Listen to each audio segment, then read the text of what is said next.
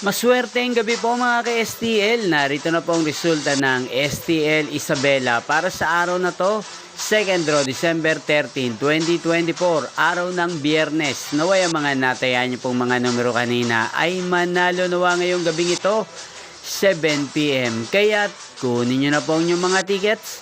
Narito na po ang resulta. Ang mga numerong nanalo sa STL Isabela ngayong gabing ito, December 13, 2024, 7 PM. Second draw result, 21 at 17 in exact order. Sa lahat po ng tumaya kanina sa STL Isabela para second draw ng 21 at 17, congrats po sa inyo. Panalo po kayo again.